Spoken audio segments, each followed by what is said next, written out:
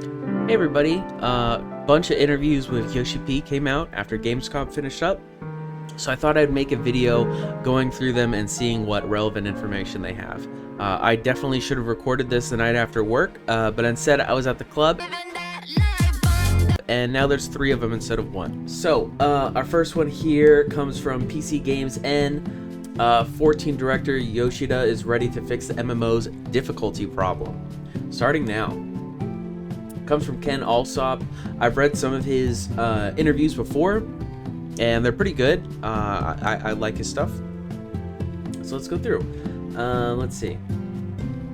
New 14 Deep Dungeon Pilgrim's Traverse is set to be a landmark moment for the long-running MMORPG. Comes out 7.35. To test a few things we want to change with 14 overall. A big part of this is finding ways to make more content appealing to a wider range of players. And then, they talk about the new variant, Ultimate Raid, and Beastmaster also. I guess he was not able to go to Gamescom, so he had his friend, or his co-worker, I guess, Jamie, interview Yoshi P instead. Okay. So let's read what Yoshi P has to say. With patch 7.4, we are working on the next installment of the variant dungeon.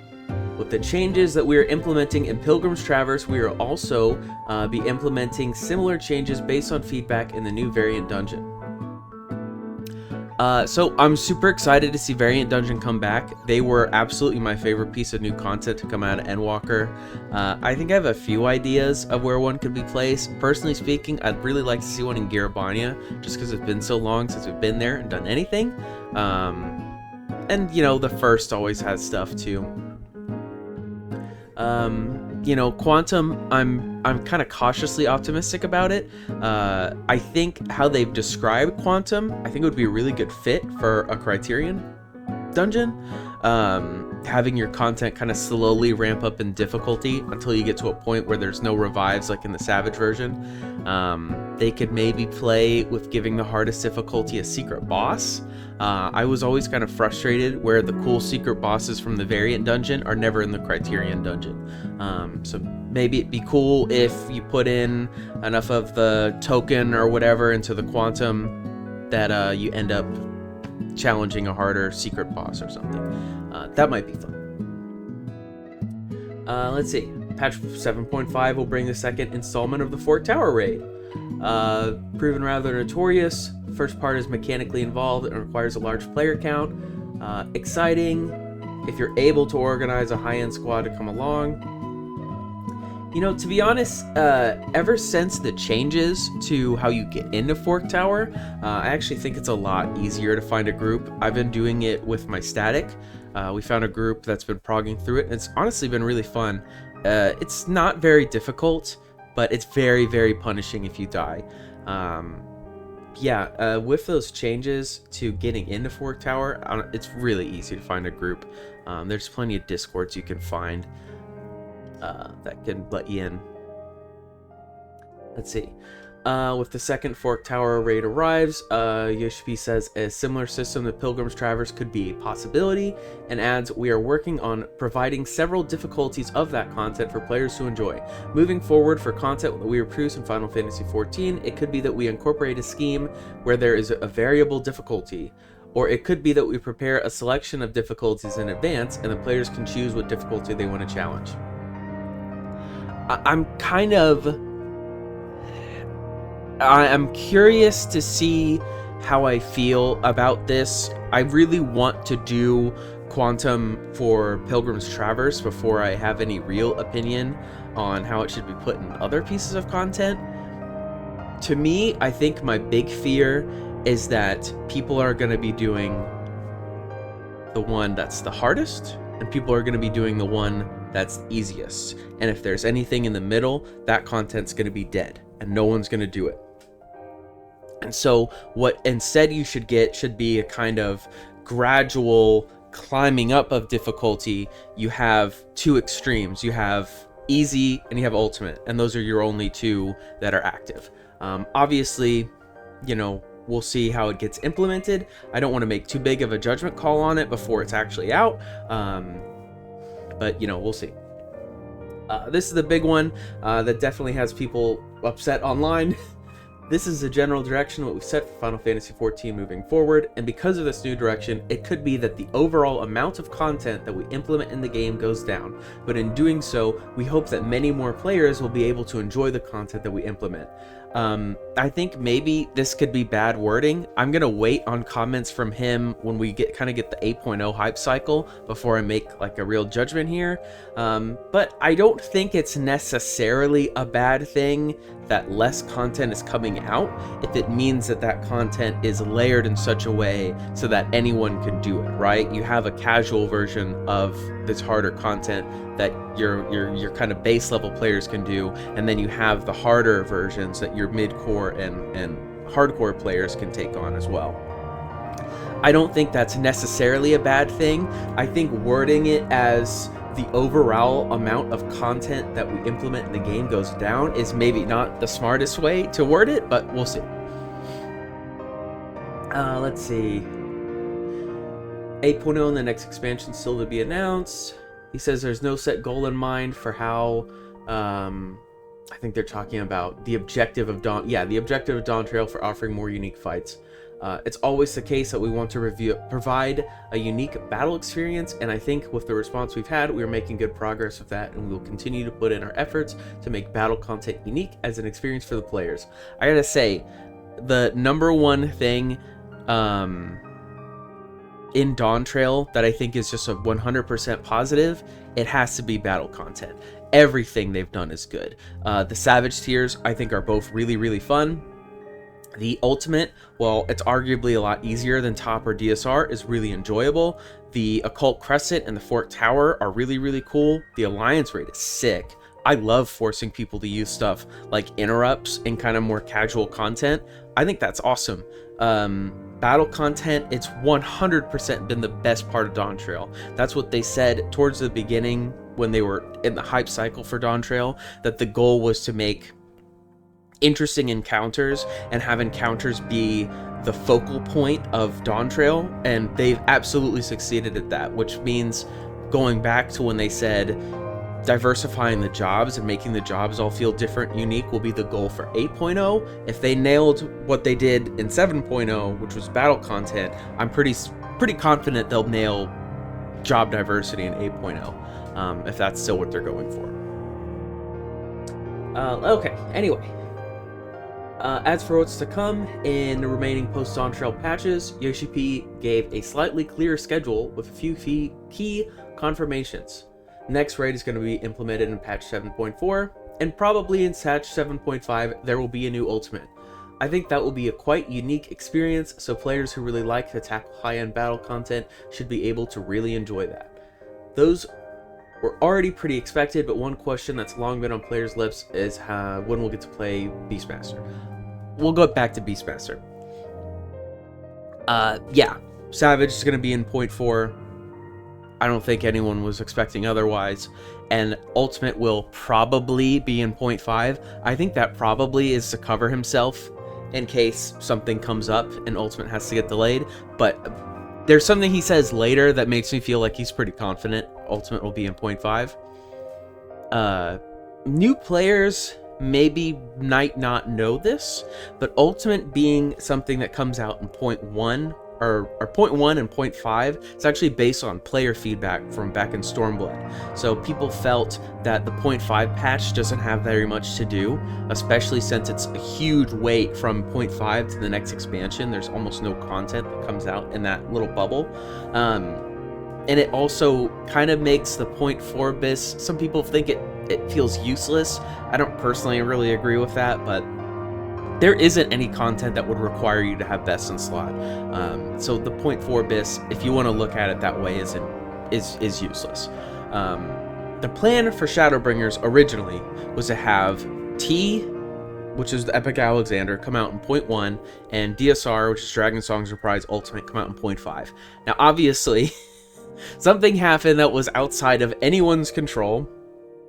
game development became significantly more difficult and a lot more complicated, and certain things had to get delayed, certain things had to get cut so that they could make the expansion that was coming out as good as it could be, and the obvious choice was to cut DSR.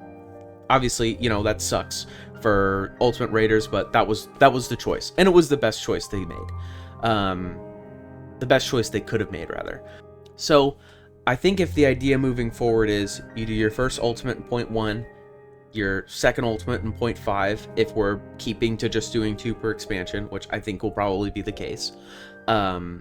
This is, I think, a better choice than doing 1 in 0.1 and 1 in 0.3. I just think it's a better decision. Especially if this one's going to be harder and tougher than Fru and take longer for people to prog. I think parsing it out in that way is smarter. Obviously, I mean, I'll put a video out about it. My group's doing Fru right now. We're pretty set on doing the next Ultimate whenever that comes out. I'm excited. I love Ultimate content. For 7.4, we are quite into the development, and we are making good progress on this. For patch 7.5, the new limited job Beastmaster is going to be implemented, and also the new Ultimate Raid. Because of this, it's extremely hard on the development team. Yeah, good luck with that one. That doesn't sound fun. The battle team working on development is really at a loss. For 8.0, we haven't even announced anything, so I would say hypothetically, if we were working on it, it is smooth. Yeah, he's talking a lot more casually here. That makes me think he's pretty dead set on Ultimate being 0.5. Yeah, I'm sure Beastmaster will be fun. I honestly have a lot of thoughts on it. I think it could be worth its own video, and I really can't wait for it. I think it'll be fun, kind of more light content to do from 0.5 to 8.0, and I think it's a good choice to put it in 0.5. There's someone in my FC who I think whenever any news comes up is like, oh, I wonder if they're gonna announce Beastmaster, and I've been telling him the whole time I think it's probably gonna come in 0.5 and you should keep waiting. So this is, I guess, confirmation of that. Okay, let's see. Also arriving in October is the crossover from Monster Hunter Wilds. Yeah, they went drinking with the Capcom team. They hashed out the whole thing. He's reflecting on the Rathalos fight. I'm gonna be totally honest, I don't know anything about Monster Hunter. I bounced off Monster Hunter World really hard. I didn't really like it that much. My friend says that Arkveld is really cool, so I don't know. Maybe it'll be fun. I really don't have anything to say about it. Okay. In closing, Yoshida really emphasizes his desire for players to get in and try Pilgrim's Traverse when 7.35 hits. I want to get all the feedback from players, he says. Whether you're a deep dungeon veteran, a complete newcomer, a hardcore solo enthusiast, or a savage and ultimate raider who might normally skip this feature, he wants to hear what you think about the changes. I think, really, if there is one thing to take from this interview, it is this part right here. If you care about Final Fantasy XIV, if you like this game, then try Pilgrim's Traverse, try out Quantum, and give good feedback. Like, actually good feedback. Don't do it and say it's good, or don't do it and say it's bad. Form real thoughts about it. How could it be better? What do you like about it? What do you not like about it? Post your thoughts online and engage with the content. Give good feedback, because this is them. They're really trying to shake something up here. Everyone likes to talk about how stale the game is, and I don't entirely disagree with that. I think the game can be really stale sometimes, but this is them really trying something new and trying to shake things up, and it's on us. If we're the ones complaining that the game is stale, it's on us to try this stuff when they're doing shakeups like this and give feedback on the shakeups. I'm definitely going to be making videos about it. I'll probably stream going through Pilgrim's Traverse. I think I gotta find a group for it, but we'll figure something out. I'm really excited for it. So yeah, that's our first article. The links to all of these are going to be in the description, so definitely check them out, give them your clicks, all that stuff. Yeah, so let's move to the next one. Okay, moving on. This is Feed for Gamers. I'm going to be honest, I've never heard of this site before. Before this, I haven't read any of the articles before, but they got the interview with Yoshi P, so let's go through it. He talked here. They've spoken 2 times before in FanFest and in Vegas and London. They're talking about the end of the story, and they're also talking about FanFest 2026, which is just around the corner with the anniversary of A Realm Reborn, which is interesting to bring up. Early access for A Realm Reborn started on the 24th, way back in 2013, and August 27th was the full launch, which is coming up pretty soon here. So let's go through this. How are you satisfied with Dawntrail's story conclusion in patch 7.3 and reactions for players? The story of Dawntrail was really difficult in terms of developing that story because we were dealing with some complicated themes, such as what it is to live and what it is to die. But also, there was introduction of a lot of new characters. Quite the hurdle they set up for themselves to conclude the story by this timing, and we had to work hard until the last minute to get all the adjustments and fine-tuning. Good stuff. With the ending sequence in patch 7.3 and the cutscenes that we are showcasing, of course, we had our players, who are the hero, take one more step into the spotlight.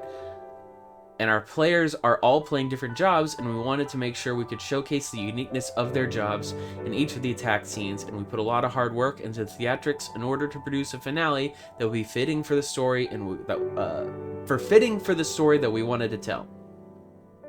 Yeah, that's something I think they really knocked out of the park. And I mean, I think 7.3 was really great in general. I mean, you can watch my video about it.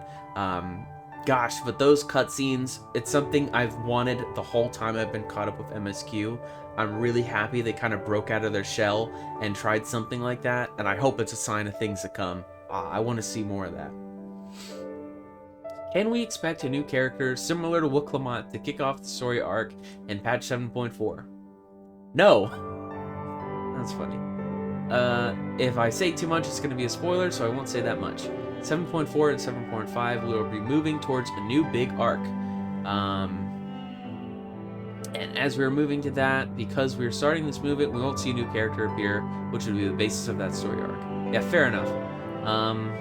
Of course, the final scene at the end of 7.3, when the Asking made an appearance, there was also the reference to Winterers. From 7.4, there will be an introduction of new elements to see what is the context behind that. It will not be a lot of new things being introduced, but I hope players look forward to it. I mean, honestly, we probably could have guessed all that, but it's good at least that they're kind of narrowing down what 7.4 will be about. I know you don't want to spoil things, but do you see potential in other Troll characters in next plot development? Yes, if I answer, it'll be a spoiler. Yeah, okay. Being more than a year after Dawntrail launch, would you do some things differently, like distribution of content, dungeons, or raids? Rather than the distribution of content, we are working on creating big changes to the content hierarchy. And starting with 7.35, we'll be introducing the new deep dungeon. We talked about that earlier. Big step forward. 7.4 variant dungeon. Yeah, we talked about that. Yeah, okay. We want all players to enjoy all the content we provide, making changes to this and moving forward. You know, I like them. They're both good ideas. I think, to me, when he's talking about content hierarchy, what I'm thinking of more so is the cadence of how content is rolled out in the game. I think that's the bigger issue with Dawntrail. When we were waiting for Occult Crescent and Cosmic Exploration, it felt like forever. And then they both came out. They should have came out closer to the expansion's release, in my opinion. It just felt like we were waiting so long. It felt like 7.1 was so empty. We needed more stuff to do. And I think even with something like Quantum, I mean, what are you gonna make a Quantum for Ultimate? I don't know. I think we need to see stuff that's like Occult Crescent and Cosmic Exploration coming out faster to the launch of the expansion. That's what I think it is.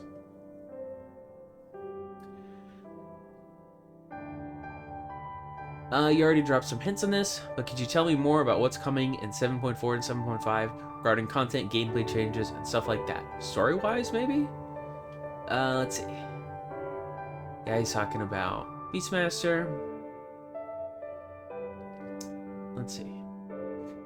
In terms of story for 7.4 and 7.5, we had covered a bit of the discussion just now, but once again, we are sliding off in order to build up the next peak. 7.4, the progression will not be so fast, but you will see a faster acceleration in 7.5. 7.5, plot has already been finished, and we have started the voice recording, rather. It will be different to Dawn Trail, so I do hope the players will look forward to it. Rather than there being a focus on Tural itself, there will be more exploration about the ninth reflection. But come to think of it, I've said too much now, so I'll just keep it at that. I'm very curious about this. 0.4 and 0.5 being about the ninth reflection doesn't really feel new to me. It kind of feels like what the latter half of Dawn Trail and the other patches have already been about. This is kind of a weird comment, and maybe it's something like we're looking in to see if the ninth is still inhabitable. But I don't know. I don't really know how to feel about this.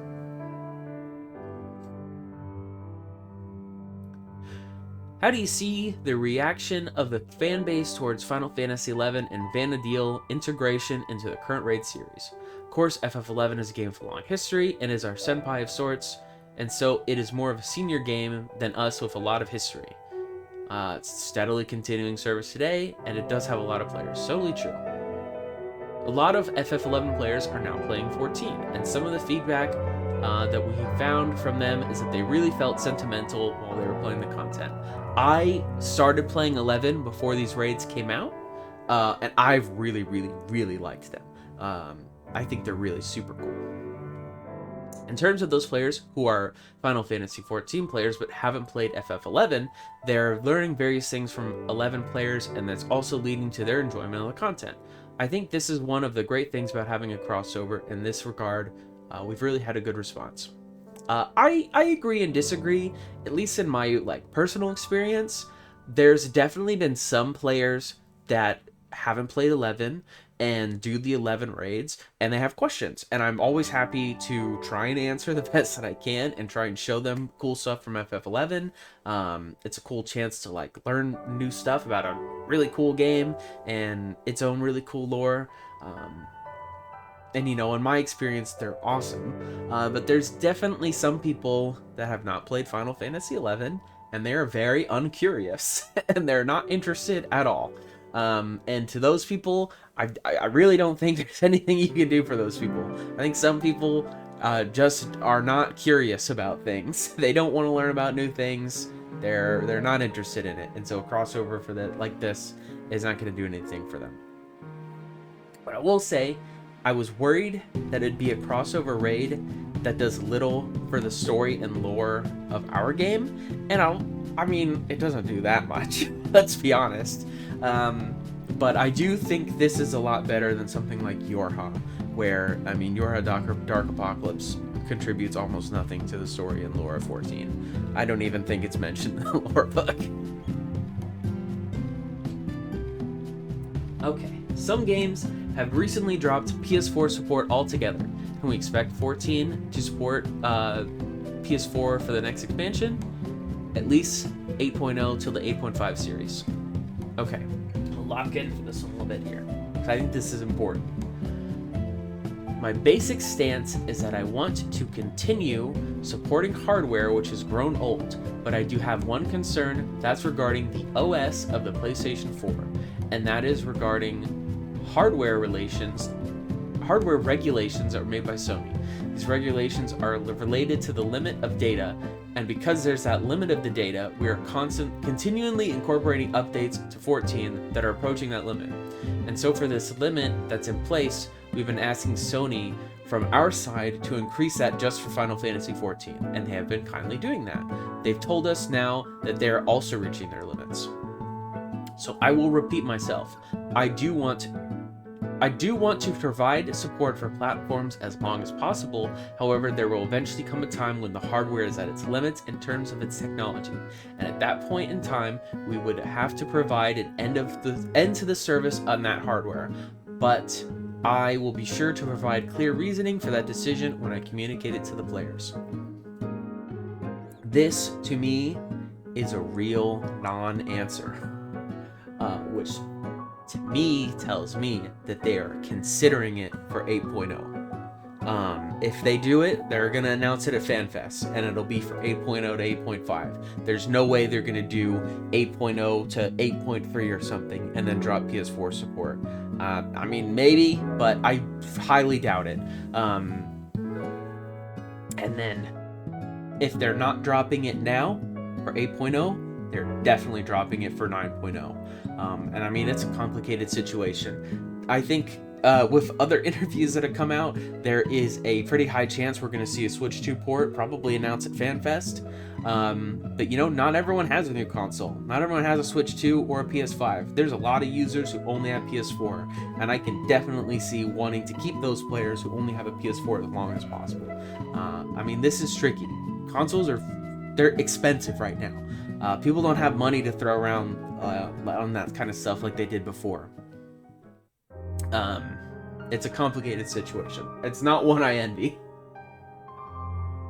Okay, maybe another one on platforms. The Xbox version is still quite recent for the game.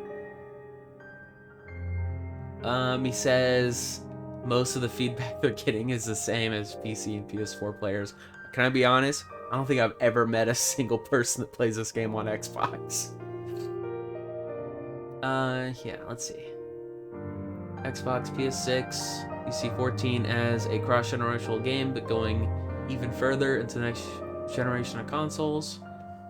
I mean, that's basically what we were already talking about. Right. You know, hardware's just so expensive right now. People don't have the money to drop on huge consoles like they did before. I mean, he even said that from a gamer's perspective as well, hardware is just expensive to buy. I'm sure he wants to keep offering the game on more and more consoles, so more and more people have the ability to play it. But I mean, I don't envy the position. Can we expect a new Final Fantasy FanFest series in 2026? When and where am I invited?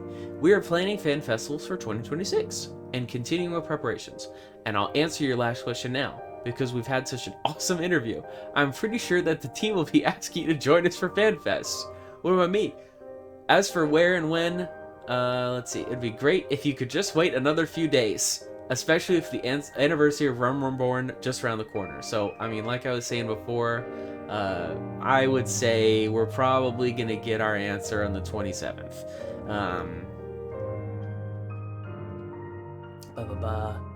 What can I say? At least is that the FanFest of 2026, we will not be doing it in Las Vegas in August.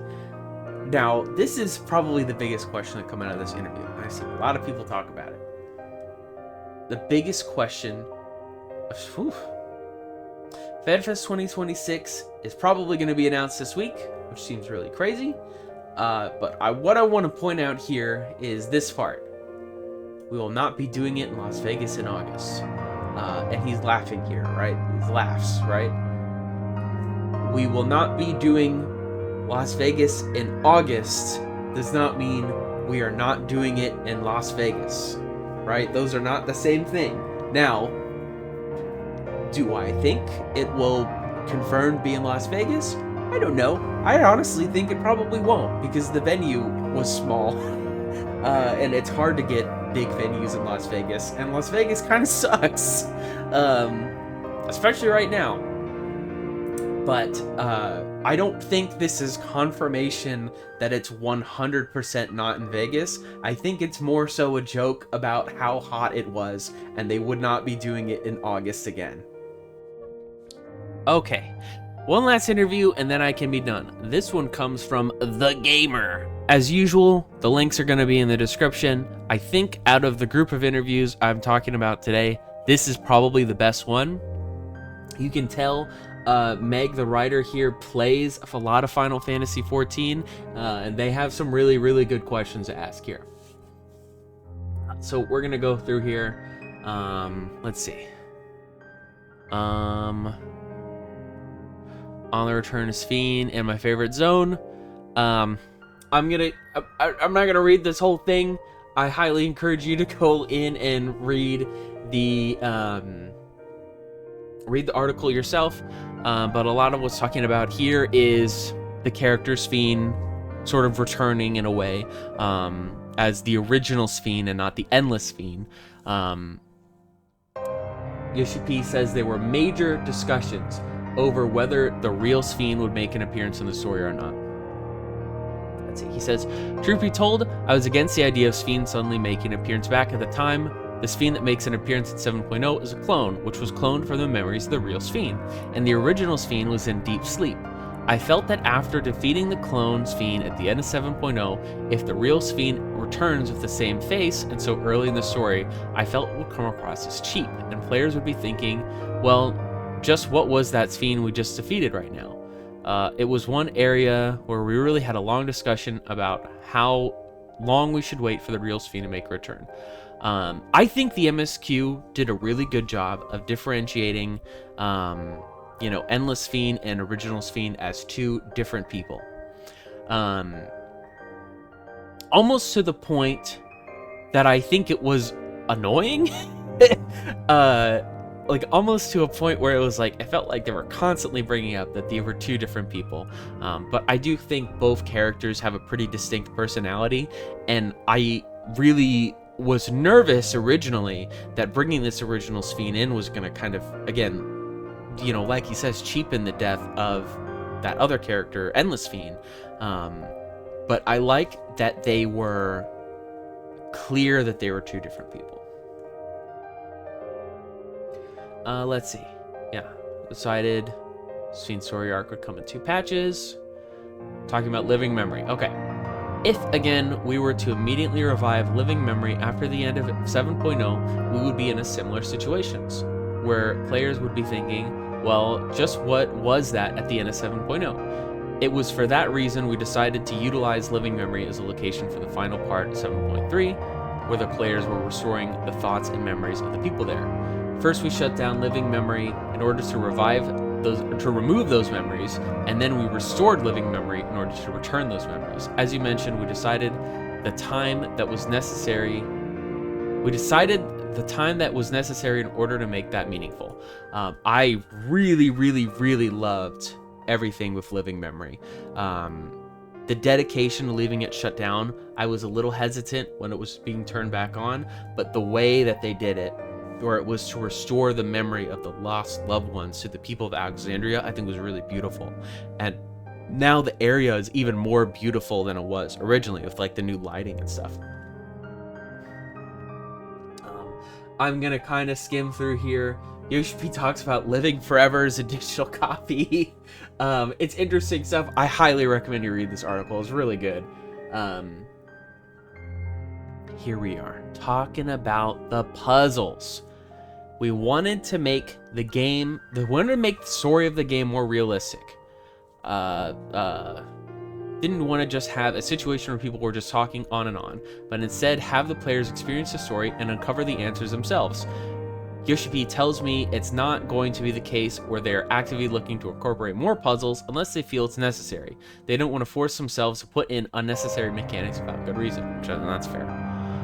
In terms of the player response, we did find that there's been a positive reception to this portion, but on the other hand, there were some players who just wanted to rush through to the boss fight, and for them, the portion got in the way of that, so we do want to take into account feedback from both types of players. Screw those guys. I think there should be even more puzzles. I am obsessed with them. I got Tears of Kingdom. I did every single shrine in the entire game before I did anything else, and the puzzles alone made it a 10 out of 10. I don't even care if the puzzles are easy. I just want to do them, and then in my head I go do, and I get excited. I truly don't care. I want more puzzles. Okay. Here's another big one from this article. Spoilers, by the way. This has a lot of meat to it. So, talking about 7.3, concluded with us defeating Calyx, only for one final scene to show him alive, or at least as alive as an Endless can be, and with an Ascian lurking in the background. Obviously, the Sundered Ascians, there's a few left, but the closure of the Hydaelyn and Zodiac arc kind of led to the end of the Grand Ascian plan for the rejoining. and their plan has been foiled. So what are they up to? Yoshi P says, an intentional decision to leave a time gap up until their appearance in the story, as with the end of the Hydaelyn and Zodiac arc, for the Unsundered Ascians, we were able to cleanly conclude their story, and it would obviously be a turnoff if suddenly the other Ascians made an appearance. I like this. I think maybe I would have preferred a little bit more time, but I'm still excited at Ascians who their main plan has been foiled, and what are they working on now? What are they cooking up now with all of the appearance that they have, or all the abilities they have? Fans have been left wondering whether the remaining Ascians still somehow wanted to trigger the rejoining. Okay, we don't intend on having the remaining Ascians carry over that plan. The reason being, of course, because the Unsundered Ascians are no longer there. At the end of Endwalker, Emmett Selk was satisfied with leaving the rest of the world to the Warrior of Light, so we have no intention of writing that story again. I also feel we shouldn't be writing that. That is a relief. You can say that again. Yeah, they even said that is a relief for most fans who are worried about retreading old ground. The same story beats again. That's something I know a lot of people were really nervous when they first started showing Ascians again, that it was just repeating, you know, beating a dead horse, but I am pretty confident they're doing something interesting here. So let's see. The Unsundered Ascians have all gone, but because the Sundered Ascians have the memory crystals, they do have knowledge of the secret arts and techniques that are passed on from the Unsundered. Since they have their own strength and their memories, we will be able to see very soon in the story what they are planning. And because that will be coming quite soon, I do hope players will look forward to it. One thing I can say to you is that you will be able to see there is clearly a different goal that the Ascians have, and also you will be able to find out what is the key that is in possession of the Warrior of Light. Yeah, I'm just getting more and more and more excited. Something fresh with one of these remaining loose ends that we have. Something fresh, something cool. Okay. Emboldened by Yoshida giving me a few clues about the Ascians, I couldn't help but ask about the winter piers that Calyx mentions to the Ascian in the final moments. We've been left wondering what this is, perhaps foreshadowing to us traveling to the frozen waters of Blonde Frost in Othard's north. That's what Emmett Selk mentions in Endwalker. Yoshida tells me we will soon find out what winter refers to, but confirms it is not the name of the remaining Ascians. As an added tease, he tells me I could say what it might be easier to discuss about the possibilities if you check the definition of winter as a word. So let's look at that. A person, animal, or thing that winters, meaning it visits or resides in a specific place during the winter season, or it refers to someone or something that endures a period of hardship or difficulty, such as a difficult period of life. Very interesting. I've been working on a video about loose ends that we haven't fully chased yet, on where the story could be going, and I'm really excited to keep working on that video with this new information that we got from these articles. I'm gonna kind of go through here. There's a really long discussion about if we'd ever see a new crafting and gathering role. There is an incredibly funny point where they're talking about Yoshida made the mistake of asking me if I had any good ideas, but sadly my triple triad card crafter role suggestion doesn't seem to be the answer he's looking for. We get a lot of requests for implementation of snowboarding, Yoshida says, explaining that theoretically they can make a crafter class to craft the boards. And then he considers that pre-existing crafters could already do that without the need for players to grind a whole new class. It makes him feel really torn. Great stuff. Great stuff from a beautiful mind. Yeah, talking more about the Monster Hunter collab and how it's a permanent fixture. Cool stuff. I kind of already talked about it in the other one. I really don't know anything about Monster Hunter. Let's see. As a final question, I ask Yoshida what he enjoys most about his job, you know, when he's not permanently stressed by everything. It's something he has to think hard about. Finally, he tells me, it's when I'm doing game design because I didn't get this job because I wanted to be a producer, but rather I think the title game designer is what fits me best. When I'm working on planning the new game and planning systems, and for 14 we are working on designing content, I think that's the most enjoyable to me. Yoshida also adds that he gets to travel around the world and speak to people. It is questionable to think about whether that counts as work. I'm able to hear their responses directly, so I can hear they might give me some really critical and tough feedback. So they might give me a really positive reception. But at the end of the day, I consider all of our players comrades together. We are creating Final Fantasy XIV together. I think this is one aspect of my job, which might be me being in my position. Only I can appreciate and I can enjoy, but it's something I really do appreciate in the support of all of our players. Yeah, lots to talk about. I'm gonna edit this and upload this, and then probably while it renders, watch the Mr. Happy videos where he talks about these articles, and cross my fingers I didn't accidentally say all the same things he did. I haven't watched him yet. If he does, let me know how you feel in the comments, and if another interview comes up while I'm rendering this video, I'm gonna throw up. If you liked this video, then you'll love it when I stream on Twitch. Twitch.tv/NexusRequiem. I stream whenever I want, and I don't make a schedule. Maybe I will someday. And you can watch me. And also, I'm on Blue Sky. I'm Demon's Souls on Blue Sky. Someone got Demon's Souls before I could, so I had to add another S.